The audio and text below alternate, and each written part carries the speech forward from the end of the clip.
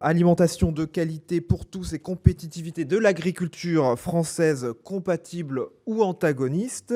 Pour en parler, j'accueille Franck Sander, président de la CGB et vice-président du COPA, qui défend les agriculteurs européens au sein du COPA-COGECA, et également Jean-François Julliard, directeur général de Greenpeace France. Voilà, alors depuis plusieurs années, on a des gros débats sur la perte de compétitivité de l'agriculture française. On se fait doubler par l'Allemagne.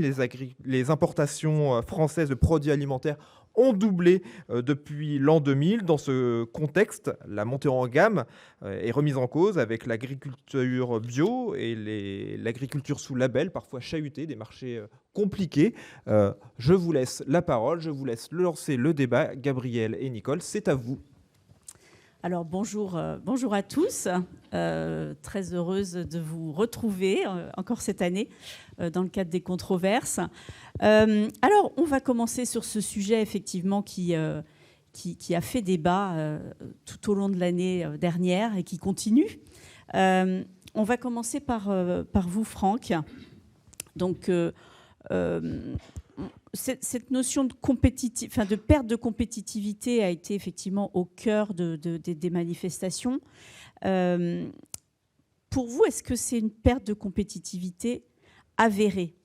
Et est-ce que c'est, quels sont les risques en fait pour l'agriculture française?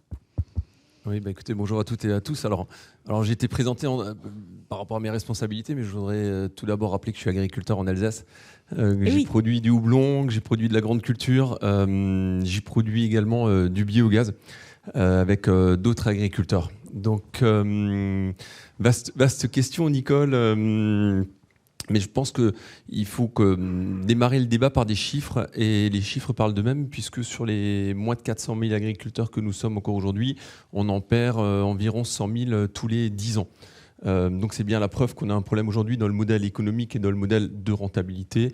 D'autres chiffres aussi, c'est qu'à chaque fois que l'agriculteur français ne produira plus, c'est les importations qui se retrouveront dans l'assiette de nos consommateurs. Rappelez aussi que l'agriculture française, c'est l'agriculture la plus sûre au monde. Et des exemples concrets, on en a quant au mode de production, que ce soit vis-à-vis des importations, que ce soit des élevages qui ne sont pas nourris aux hormones, que ce soit des molécules interdites en France et en Europe par rapport à d'autres qui sont autorisées dans le monde entier. On prend l'exemple de la betterave, du maïs ou d'autres cultures, où là, il s'agit plus d'une cinquantaine de molécules systématiquement qui ne sont pas autorisés ici dans notre pays. Et puis, en termes de chiffres, rappelez quand même qu'on importe 50% de notre volaille. Par exemple, qu'on importe 50% de nos fruits et légumes, que la filière sucrière française et européenne était exportatrice nette, elle est devenue importatrice nette, et que globalement l'Union européenne, avec les politiques qui ont été menées depuis un certain temps, et notamment françaises, c'est encore plus le cas en France aujourd'hui, nous pousse à la décroissance, alors même que nous, ce qu'on demande, c'est de pouvoir produire plus, mais aussi pouvoir produire mieux au vu des enjeux qui sont sociétaux, parce que je rappelle quand même qu'on est encore en guerre aujourd'hui, que les questions de mouvement de population liés au manque d'alimentation sont des vrais sujets de géopolitique, de géostratégie, et la France, elle a un rôle, et l'Union européenne a joué de ce côté-là. Mais un de nos premiers compétiteurs, c'est pas que l'importation des produits de l'international, c'est aussi des produits européens au sein de l'Union européenne. Au sein de l'Union européenne, et on voit que des pays comme la Pologne, par exemple, développent très très très fortement leur agriculture, alors que nous, on est en train de régresser. Oui, c'est ça. C'est-à-dire que même au sein de l'Union européenne, sans parler des pays tiers, la France a perdu une dynamique par rapport à l'Allemagne, par rapport à la Pologne qui monte très fort. Et ça, c'est inquiétant aussi. C'est complètement ça. C'est-à-dire que pendant la période Covid, on a vu que les rayons se vidaient, tout le monde a eu peur et puis s'est rué justement sur les pâtes, sur les produits laitiers, sur le sucre et autres, les produits de base, beurre, peu importe. Il y a eu la guerre quand même. Et j'ai l'impression qu'aujourd'hui, un certain nombre de décideurs aujourd'hui n'ont pas compris que l'enjeu de la souveraineté alimentaire, de la production à la fois en local, et que l'importance de produire était une vraie réalité. Et ça, c'est ce qui est dommage. Et c'est contre ce modèle-là qu'aujourd'hui, nous, on s'oppose, quoi. Alors, Jean-François Julliard, est-ce que vous partagez ce constat de perte de compétitivité et est-ce que, selon vous, c'est une menace pour l'agriculture française ? Bonjour tout le monde. Déjà, je voulais dire que c'est une première, je pense, pour Greenpeace de participer à un tel événement. Donc, je salue la démarche. Merci de votre invitation. Et toujours ravi de venir discuter et débattre dans des enceintes comme celle-ci. Pour nous, en fait, les menaces vis-à-vis de l'agriculture, elles sont nombreuses. Et il n'y a pas que des menaces. Il n'y a pas que la question de la compétitivité. Nous, en tant qu'organisation environnementale, on travaille sur la question du dérèglement climatique, sur la question de la perte de biodiversité. Et ce sont les menaces qui nous paraissent les plus existentielles aujourd'hui pour l'agriculture française comme pour l'agriculture dans le monde. Il ne se passe plus une semaine sans catastrophes naturelles liées aux conséquences du dérèglement climatique. Les chercheurs qui travaillent sur le sujet estiment qu'entre 10 et 30% des terres agricoles dans le monde ne seront plus cultivables à la fin de ce siècle, plus cultivables à cause du réchauffement des températures, à cause des sécheresses qui vont s'intensifier et s'accroître, à cause du manque d'eau, ou parfois à cause de trop d'eau, parce que des terres agricoles proches du littoral seront sous l'eau à cause de la montée du niveau de la mer. Donc il y a des menaces folles qui planent sur l'agriculture. Et ces catastrophes liées aux événements climatiques extrêmes qui arrivent déjà aujourd'hui, elles mettent les agriculteurs et les agricultrices dans des situations extrêmement difficiles, extrêmement précaires. Ça vient jouer sur, bien sûr, la compétitivité et les résultats économiques de ces exploitations. Il y a un manque d'indemnisation quand il y a des indemnisations, quand elles ne viennent pas trop tard. Et tout ça, ça menace déjà dès aujourd'hui la compétitivité, sans parler des effets du changement climatique à moyen ou à long terme. Donc pour vous, cette notion de compétitivité, il faut la prendre de façon beaucoup plus large. Et est-ce que vous l'associez, est-ce que la notion de compétitivité a un lien avec productivité ? On en a parlé tout à l'heure. Pour vous, voilà, quel est ce rapport entre compétitivité et productivité ? Pour nous, en fait, il faut faire la part des choses. On milite pour que les agriculteurs et les agricultrices bénéficient de revenus décents et la possibilité de vivre dignement de leur travail. Ça ne veut pas dire pour nous, en tout cas dans notre conception du modèle agricole, qu'il faut produire toujours plus de tout. Et c'est là-dessus qu'on a forcément des points de divergence et des points de désaccord. On pense qu'il faut augmenter la production dans un certain nombre de cas, la baisser dans un certain nombre d'autres, parce qu'aujourd'hui, on ne peut pas juste se contenter de dire en produisant plus pour tout le monde, on va résoudre les problèmes des agriculteurs. Et si on veut aller plus loin, est-ce que vous prenez même de sortir d'une logique de compétitivité ? Qu'est-ce qui doit guider l'action publique, en fait, selon vous ? En fait, pour nous, l'action publique aujourd'hui, elle devrait se concentrer sur des problèmes globaux. C'est-à-dire, aujourd'hui, nous pensons qu'il faut transformer en profondeur le modèle agricole et le modèle alimentaire. Je vous donne 3 chiffres pour illustrer à quel point on est dans une impasse aujourd'hui. On a d'un côté 8 millions de Français et de Françaises qui sont dans l'insécurité alimentaire, avec 2 millions de personnes qui vont bénéficier de l'aide alimentaire directe chaque année. Donc ça prouve bien que la population française, en tout cas une partie de la population française significative, n'est pas bien nourrie. On a à côté de ça 18% des agriculteurs qui vivent sous le seuil de pauvreté, avec une exposition au risque de suicide qui est 2 fois plus importante que le reste de la population. Et si on regarde du côté de la biodiversité et de la nature, on a 30% des oiseaux des champs qui ont disparu en 15 ans. Donc on se place du côté de la population, du secteur agricole ou du vivant, rien ne va. Tout le monde est en souffrance. Donc ça veut bien dire qu'il faut changer ce système-là et ne pas se contenter effectivement de modifier à la marge les règles fixant la compétitivité ou les règles encadrant le marché. Aujourd'hui, pour nous, il faut transformer ce modèle et ça passe par tout un tas de mesures et je peux citer juste 2-3 exemples rapidement. Ça passe par un fonctionnement global différent.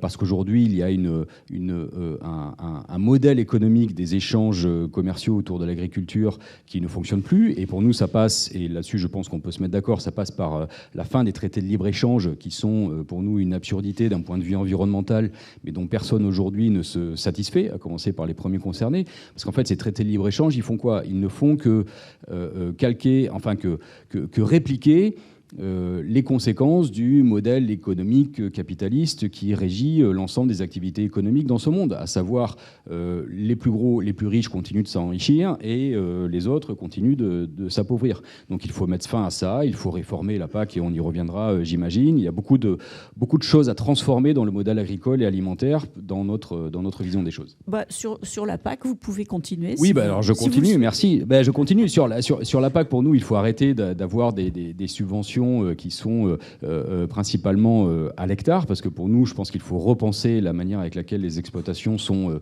dimensionnées en France. Ça veut dire aussi repenser le modèle d'élevage. On a beaucoup travaillé ces derniers temps à Greenpeace sur la question de l'élevage. On ne peut pas aujourd'hui se satisfaire d'une situation dans laquelle on a 60% des animaux d'élevage qui sont présents, qui sont regroupés dans 3% des fermes d'élevage. Ça veut bien dire qu'il y a une surconcentration, une surintensification de ce modèle-là.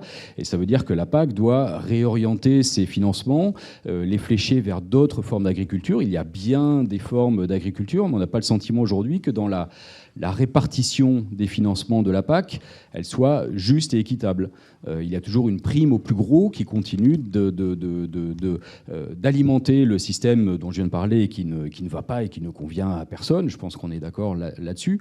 Et qu'aujourd'hui, il faut rééquilibrer ça pour arrêter d'avoir une PAC qui continue à creuser les inégalités comme elle le fait entre différentes formes d'agriculture, différentes formes et tailles et dimensions d'exploitation.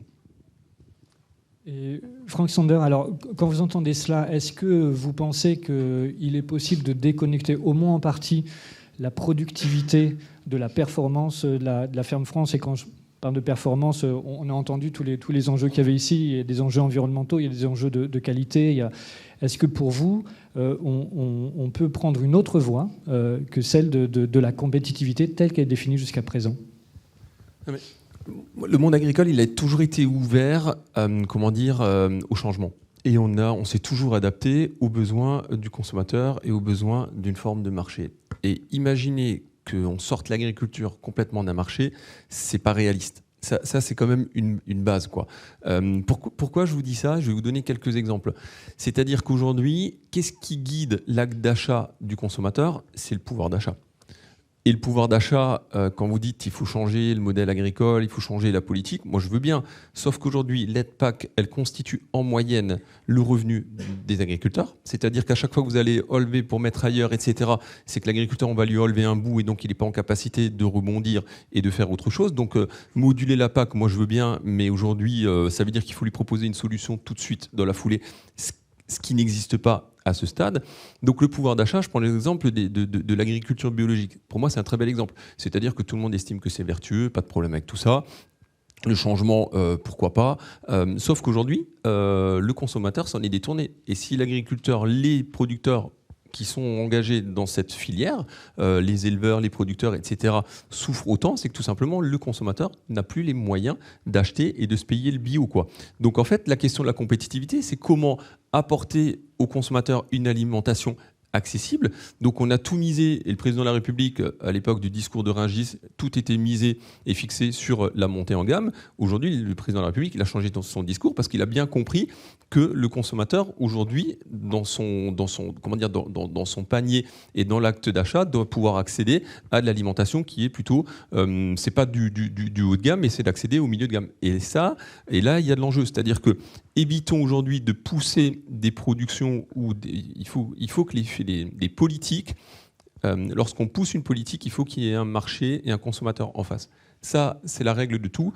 Et donc, continuer à vouloir pousser les agriculteurs à s'engager dans l'agriculture biologique, pour moi, c'est une erreur monumentale, c'est un risque qu'on fait prendre aux agriculteurs et donc on les envoie dans le mur. C'est-à-dire que le marché bio, il y a encore des niches à prendre, il y a encore des créneaux à prendre, mais on voit bien qu'à un moment donné, quand l'offre dépasse la demande, tout le monde se retrouve en difficulté.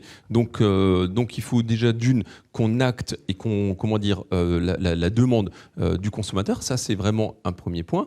Et puis ensuite, au vu du changement climatique, au vu des enjeux, biodiversité ou autre, la question, c'est l'investissement. Et donc, Corteva s'est exprimé tout à l'heure. La question, c'est combien de moyens est-ce qu'on va mettre aujourd'hui dans la recherche et dans le développement ? Que ça soit de l'agriculture de précision qui nous permet de réduire l'impact sur les intrants ou notre consommation d'intrants et qui peut nous donner de la compétitivité. L'autre question, c'est qu'en termes d'investissement, par exemple, c'est à quel moment on va vraiment avoir le courage d'aller au bout, par exemple, alors je ne dis pas des OGM, mais ça reste quand même un sujet en face de nous, parce que tout le monde autour de nous, que ce soit l'Ukraine qui importe, les États-Unis, l'Argentine, le Brésil, la Russie, tout le monde utilise des OGM. Là, aujourd'hui, ce n'est pas le sujet que je veux réouvrir, mais au moins qu'on ait le courage d'avancer sur le sujet NBT. Et même le sujet NBT, on sait tous que ce sera une solution pour réduire notre consommation de produits phytosanitaires, c'est clair, parce qu'il y aura des variétés qui seront plus résistantes à l'attaque, à la pression sur les maladies des plantes. Mais ce sera aussi une solution de répondre plus facilement à la pression sur les insectes, parce que le changement climatique fait que une année humide comme l'année dernière, chaud et humide, bah forcément vous allez avoir de la pression fongique. Une année chaude et humide, forcément vous allez avoir plus d'insectes. Et donc en fait, pour faire face à tous ces enjeux-là, il va falloir davantage rechercher et apporter des solutions biocontrôle, génétique, variétale, génétique animale. Il y aura un sujet tout à l'heure, c'est exactement la même chose. Je veux dire, quand on parle d'émissions de CO2, etc., on sait que la génétique, demain, nous permettra d'être plus efficient avec de la recherche justement sur l'alimentation, etc. Et donc, en fait, c'est de ça qu'on a besoin. Donc, d'un côté, en fait, aujourd'hui, le monde agricole, et c'est pour ça que le monde agricole a autant réagi l'année dernière, c'est que d'un côté, on contraint le monde agricole, on le contraint, on le fait baisser en compétitivité, donc on lui fait perdre du revenu. C'est ça que ça veut dire concrètement. Donc il perd du revenu. Et d'un autre côté, en fait, les réponses ne sont pas à la hauteur de nos besoins et de nos attentes. Donc Jean-François Julliard, quand vous entendez Franck Sander qui dit « on a été confronté à une vraie difficulté dans cette stratégie de montée en gamme, on voulait pousser vers le bio, on voulait pousser vers les labels, vers... En gros, l'idée, c'était de dire la France va avoir du mal à être un compétiteur face à des productions moins coûteuses dans d'autres régions du monde. On a du mal à ça. Il faut revenir à des choses que demande le consommateur. Comment vous vous positionnez par rapport à cette question-là ? Est-ce que c'est une question de montée en gamme ? Où se situe pour vous l'enjeu de la qualité alimentaire ? En fait, il y a plusieurs choses, bien sûr, là-dedans. Déjà, il faut penser les choses comme sur la dimension internationale. Quand je parlais tout à l'heure de la fin des traités de libre-échange, c'est aussi parce qu'il faut aussi se positionner et intégrer le fait que nos exportations, par exemple, sont les importations d'autres. Vous disiez tout à l'heure, on importe la moitié de nos volailles, mais on exporte aussi de la volaille premier prix. Et autant j'entends des agriculteurs qui se plaignent des importations venant d'autres pays, mais il y a aussi d'autres agriculteurs dans le monde qui se plaignent des exportations françaises parce que ça a tendance à déstabiliser aussi les marchés. En fait, si ces règles encadrant le marché fonctionnaient, eh bien, on ne serait peut-être pas crédible aujourd'hui dans notre discours, mais ça ne fonctionne pas. Si les règles fixant les questions de la compétitivité actuelle fonctionnaient, ça se saurait et on ne serait pas dans ce constat-là. Donc il y a beaucoup de choses à repenser dans les règles dont vous parlez. J'ai l'impression que vous vous contentez de vouloir un peu changer les règles et d'attendre que l'innovation sauve le monde. Franchement, ça se saurait si l'innovation allait sauver le monde. Enfin, on a beaucoup travaillé sur la question des OGM, nous à Greenpeace. Pendant des décennies, on nous a dit les OGM vont sauver le monde. Bon, c'est pas venu. Alors, on n'est pas du tout anti-technologie, anti-innovation, mais penser que l'innovation à venir va permettre de régler la question des agriculteurs et les questions de lutte contre le dérèglement climatique, c'est vain et c'est se tromper. Sur la question de la montée en gamme, pardon, je reviens à votre question plus précisément. Bien sûr que nous, on milite pour une alimentation saine et accessible à toutes et tous. À Greenpeace, on a à cœur les préoccupations environnementales, mais on a aussi à cœur toutes les questions de justice sociale. On n'est pas du tout là pour prôner un modèle d'alimentation qui serait réservé à quelques privilégiés ou aux classes les plus aisées. C'est pas du tout notre conception des choses. En revanche, et on l'a prouvé, je crois, on a travaillé sur des changements dans la question de l'alimentation qui pourraient bénéficier au plus grand nombre. Quand on a travaillé sur la question des menus scolaires, dans les cantines scolaires, c'est pour permettre une montée en gamme de l'alimentation prodiguée à nos enfants sans alourdir la facture des familles. Quand on travaille avec beaucoup d'autres alliés en ce moment sur la question d'une éventuelle sécurité sociale de l'alimentation, qui serait un peu le pendant pour l'alimentation de ce qu'est la Sécu pour la santé, c'est aussi travailler à une offre très concrète de produits frais et de qualité accessibles au plus grand nombre. Donc je pense qu'on peut concilier, et on doit d'ailleurs faire l'effort de concilier une montée en gamme et une alimentation de qualité, mais qui reste, encore une fois, accessible au plus grand grand nombre. Il n'y a pas de fatalité à dire qu'une alimentation de meilleure qualité serait réservée à une partie de la population, ne serait pas accessible à un moment donné. Mais ça nécessite, on est d'accord, et pardon, je termine là-dessus, ça nécessite des investissements massifs, ça nécessite un fléchage des aides de l'État. Et par exemple, il y a 2-3 mesures qu'on a soutenues aussi, en plus de la réforme de la PAC, c'est des prix minimum garantis pour les producteurs et qui fassent en sorte que les intermédiaires ne puissent pas acheter des produits agricoles en dessous à la fois des coûts d'exploitation pour les agriculteurs, mais aussi de ce qui permet de se verser un salaire digne, encore une fois, aux agriculteurs. Et on a demandé aussi un encadrement strict des marges, notamment de la grande distribution, parce qu'il n'y a pas de raison qu'aujourd'hui, il ne puisse pas y avoir une meilleure répartition de la valeur sur la chaîne de production alimentaire et qu'il y ait aussi peu de transparence sur un sujet aussi important, aussi clé pour les agriculteurs et les agricultrices.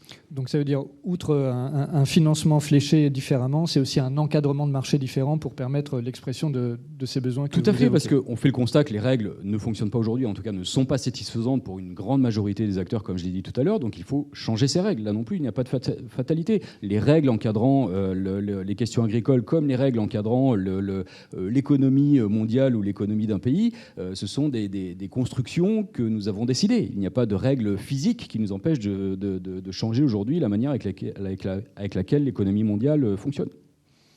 Vous souhaitiez réagir, je crois, Franck Sander. Moi, je voudrais réagir à ce que je pense qu'il y a des points sur lesquels on peut se retrouver, hein, effectivement. Et tout ce qui est question de essayons déjà de se retrouver sur certains points, de faire avancer ces points-là, puis les autres, on les traitera plus tard. Mais que ça soit les mécanismes de régulation, aujourd'hui, c'est vrai qu'on manque de mécanismes de régulation au niveau européen. Et il y avait des mécanismes qui fonctionnaient, que ce soit les quotas, que ce soit les prix de l'intervention ou autres. Hein, ça, c'est certain.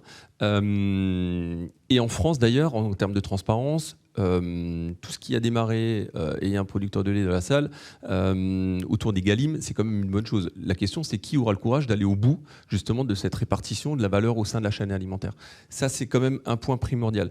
La question, moi je reviens à ça, c'est si demain, on décide déjà d'une, moi j'y crois pas, et j'y suis pas favorable, mais si demain, on s'inscrit dans une logique de décroissance, c'est ça que ça veut dire, parce que quand on produit, quand on passe à l'agriculture biologique, nos rendements baissent de 30%, avec des aléas qui sont beaucoup plus forts en termes d'attaques sanitaires, climatiques ou autres, automatiquement, le coût sur le produit final, il sera plus cher. C'est une logique. Moi, la question, c'est qui va faire le choix aujourd'hui ? Quel est le consommateur dans le volume global qui pourra se permettre et qui va faire le choix, au vu des autres choix qu'il a à faire dans sa vie en général de son quotidien, de payer 30% par exemple son alimentation, donc augmenter le coût de l'alimentation de 30%. Et c'est pas les aides PAC. Et quel est le politique aussi qui prendra et c'est ça, parce que quand je vois même les collectivités régionales ou locales aujourd'hui, quand la matière première alimentaire, elle représente 1,70 €, 1,80 € dans le panier, dans le repas scolaire, maison de retraite, etc. Donc et là les collectivités elles auraient un levier, elles qui disent accompagner l'agriculture, etc. Ça n'est pas le cas. Même les collectivités ne répondent pas à Egalim qui dit 50% de produits de qualité sous label ou bio ou de proximité.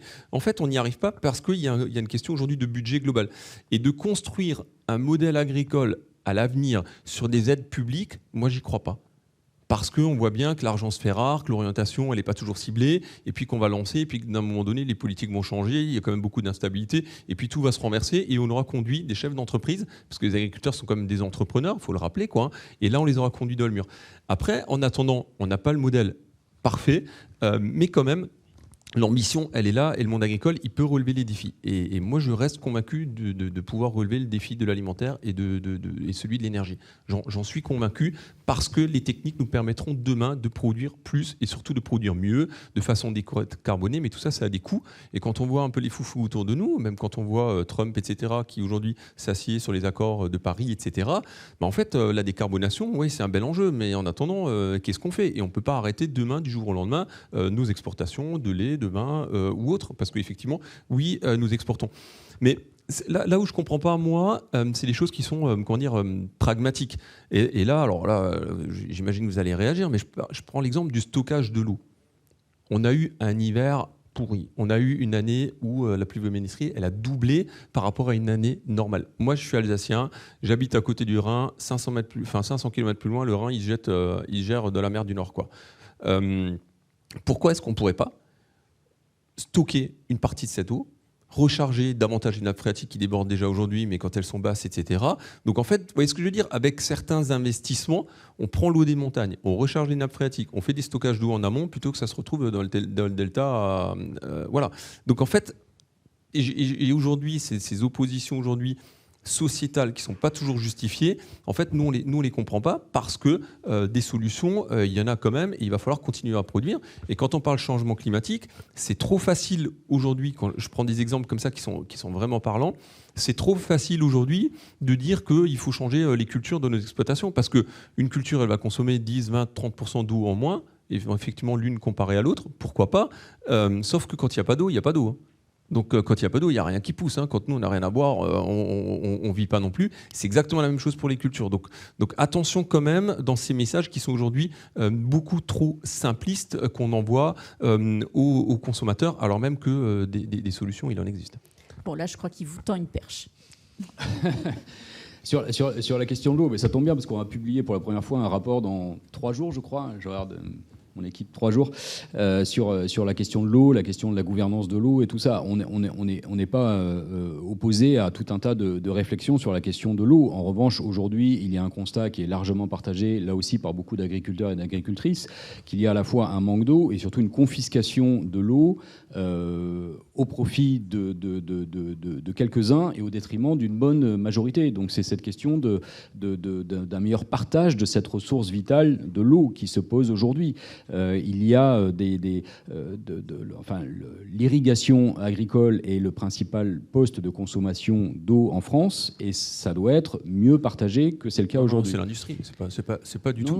C'est l'industrie, hein. C'est pas du tout l'agriculture. Ah non, c'est vraiment l'industrie. Ah, écoutez, bon, bah, vous lirez c'est notre... 7%. C'est 7%. 7% l'agriculture. Bon, c'est 7%, donc ça, c'est pas... Enfin, ouais. On n'a pas du tout les mêmes chiffres, donc vous lirez le rapport qu'on publie dans 3 jours pour revenir sur cette question de l'eau, mais on se mettra pas d'accord là-dessus, c'est pas grave. Mais dans tous les cas, c'est la réalité des agences de l'eau. Hein. Les agences de l'eau, écoutez, on peut aller sur le site des agences. C'est pas la réalité qu'on a, vous verrez nos chiffres c'est peut-être une différence entre la consommation et le prélèvement, puisque dans certains cas... Il va y avoir rejet dans le milieu naturel ou non. Donc, il y a parfois ce genre de... On ira vérifier, il y a des journalistes dans la salle, on ira faire du fact-checking. Très bien. Alors, pour prolonger notre discussion, en ce qui concerne le changement de modèle alimentaire, notamment la montée en gamme, il y a aussi la question de la protéine, la protéine végétale, protéine animale. Est-ce que vous avez quelle est votre position sur cette question ? Oui, nous, on constate que la manière avec laquelle... que sur la question de l'élevage aujourd'hui à l'échelle de la planète fait partie des causes du dérèglement climatique. Parce que l'élevage, c'est une source d'émissions de gaz à effet de serre importantes, c'est une source de déforestation importante dans certaines régions du monde. Et puis il y a aussi la question de la pollution de l'eau, de la pollution des sols. Et puis il y a le fait que là aussi la structuration économique de l'élevage à l'échelle de la planète fait que les profits sont confisqués par quelques multinationales au détriment de tout un tas d'éleveurs et d'éleveuses qui souffrent de tout ça. Donc pour nous, il faut changer là aussi ce fonctionnement-là. Pour nous, ça passe par une réduction du cheptel, en France comme dans la plupart des pays qui ont un élevage important. Et ça ne peut se faire que s'il y a aussi un changement de consommation alimentaire. Donc nous, on prône aussi pour une réduction de la consommation de viande et de produits laitiers, pour une augmentation de la consommation de protéines végétales. Et en fait, tout ça est lié. C'est-à-dire qu'on ne peut pas à la fois prôner une réforme du modèle agricole si on ne propose pas un changement de régime alimentaire, parce que les deux sont absolument liés et que l'un ne peut pas aller sans l'autre. Peut-être pour rester sur le végétal, la protéine végétale, et pour reboucler avec ce qu'on a évoqué tout à l'heure sur la difficulté de mettre en place des politiques publiques, d'obtenir certaines... Alors, il y a des questions de financement et puis d'orientation. On a eu un certain nombre de plans de relance des protéagineux, des protéines végétales, qui souvent ont assez rapidement cessé d'avoir des effets, on va dire. Le dernier avait pour vocation de relancer une structuration un peu plus à l'échelle de la filière pour créer du débouché, pour vraiment pérenniser dans le paysage ces cultures. Aujourd'hui, on en est où? On n'a pas l'impression que ça porte encore ses fruits. Est-ce que vous pensez qu'il y a une solution derrière, notamment pour toutes les questions qu'on a évoquées tout à l'heure, de passer par ces protéines végétales? Est-ce que ça reste une solution? Et est-ce que là, on commence à tenir le bon bout pour les réintégrer dans le paysage de façon plus durable? Mais ça, c'est le bon exemple de dire n'importons pas l'agriculteur qu'on ne veut pas. Et pourquoi aujourd'hui on importe beaucoup de protéines, et je prends l'exemple juste du soja, et pourquoi est-ce qu'on ne le produit pas sur notre territoire? C'est que ça soit le soja, que ça soit le pois, que ça soit l'ensemble de ces légumineuses ou de ces cultures protéiques, c'est qu'on a un problème de moyens de production. D'une, on n'est pas aujourd'hui, il n'y a pas eu suffisamment d'investissement qui a été fait de la génétique pour faire face à la pression maladie et insectes qu'il y a sur cette culture-là. Donc on nous interdit des produits qui sont autorisés ailleurs et donc on nous les importe. Ça c'est quand même une des premières réalités. Et concrètement, tous les agriculteurs qui ont produit des pois cette année, on a perdu 60% de la production de pois cette année en France au vu de l'impact climatique qu'il y a pu y avoir. Donc il y a quand même un problème aujourd'hui sur ces filières-là, donc il faut qu'on continue à investir dans la recherche, dans le développement, dans la structuration des filières également, et donc dans la rentabilité de la culture. Donc aujourd'hui on a un problème de rentabilité. À la production de pois protéagineux ou d'autres protéines végétales en France, enfin, de la part des agriculteurs? Si on n'apporte pas des solutions, ça a été dit tout à l'heure, par rapport aux variétés qui soient davantage adaptées, etc., à notre climat, si on n'apporte pas des solutions agronomiques et techniques à nos exploitations, un agriculteur aujourd'hui ne peut pas se permettre de perdre la moitié de sa récolte une année sur 2 ou une année sur 3. Donc oui, ces plans de développement accompagnent, en fait c'est une bonne chose, mais à ce stade, il faudra encore du temps pour aller plus loin que ce qu'on fait déjà aujourd'hui.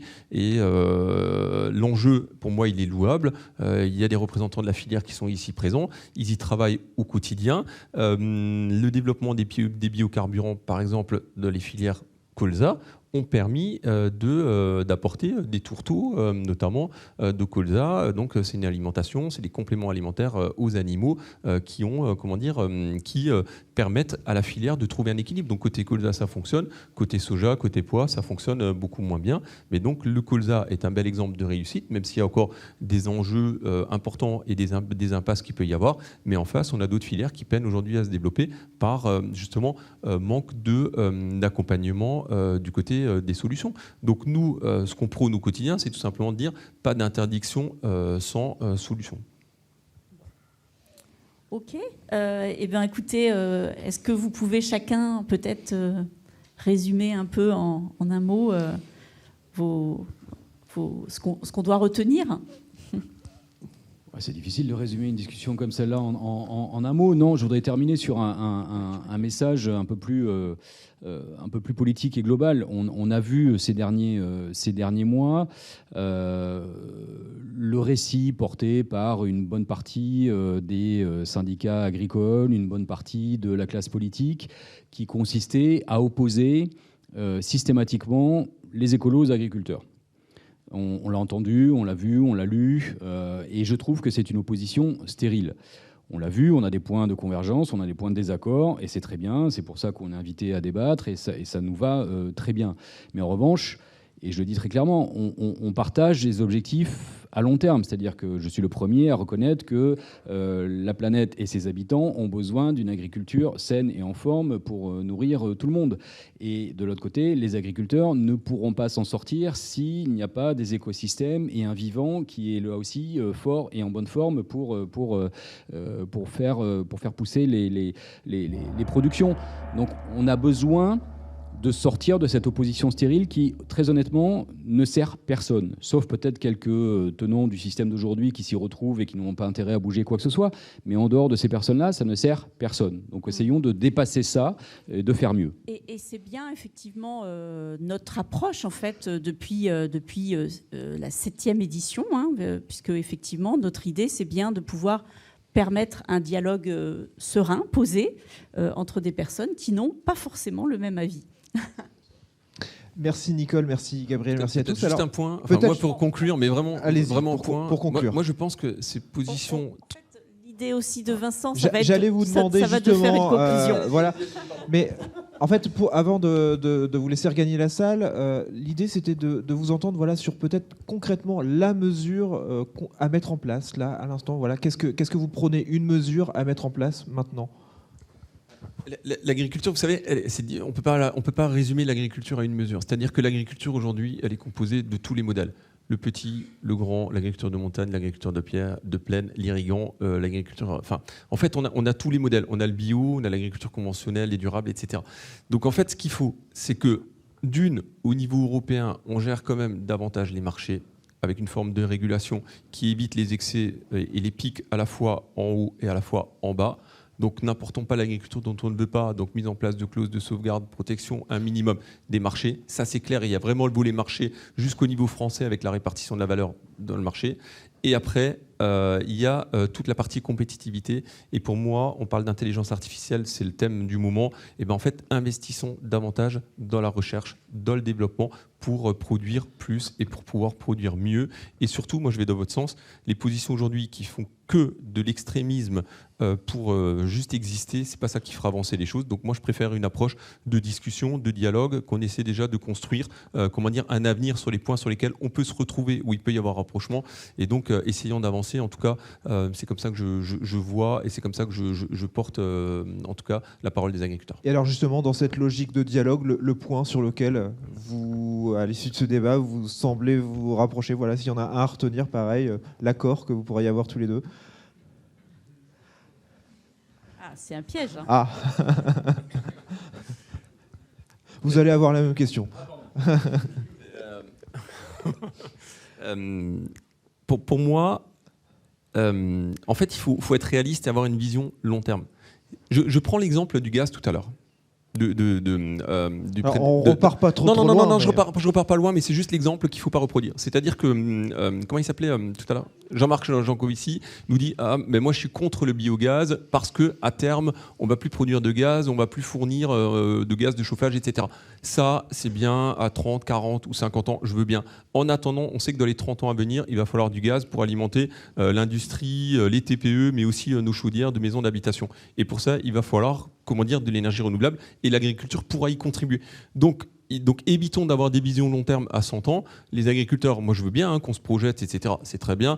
En attendant, ce qui est dur aujourd'hui, c'est qu'on perd 100 000 agriculteurs tous les jours. Donc il faut des mesures court terme, long terme. Mais là, à ce stade, moi j'ai besoin de mesures court terme. Alors Jean-François Juillard, justement, donc dans l'argumentaire de Frank Sander, est-ce qu'il y a un point sur lequel vous tombez d'accord, l'élément sur lequel vous pouvez être d'accord, discuter J'ai l'impression que l'élément sur lequel on est d'accord, c'est la fin des traités de libre-échange, parce que c'est quelque chose qui traverse, j'ai l'impression, tous les courants de pensée du monde agricole et tous les courants de pensée du monde environnemental et écolo. Voilà, parce que quand on étudie de près ces traités, la manière avec laquelle ils sont pensés, la manière avec laquelle ils sont portés, en effet, parmi les premiers concernés, personne ne s'y retrouve et plus personne ne semble en vouloir. Donc je pense que c'est la fin d'un modèle et on doit le prendre comme la fin d'un modèle qui a montré la preuve de son efficacité et qu'il faut réformer rapidement. Alors, mot de la fin, vraiment ? La réponse de la réponse. On peut pas, nous, ce qu'on dit, c'est pas d'arrêter les accords de libre-échange. Il faut qu'on soit traité de la même manière. C'est-à-dire que si on est sur un marché, il faut être à pied d'égalité. Nous, on part du principe où il faut continuer à commercer, mais de se refermer sur nous-mêmes, c'est pas ça qu'on dit, quoi. Donc, on applique les mêmes normes de production, etc. On met des clauses de sauvegarde quand les marchés se dérégulent, mais on se referme pas sur nous-mêmes. Alors, le libre-échange, on va en parler dans la dernière controverse, donc on va pouvoir échanger. Merci beaucoup. C'est le thème, voilà.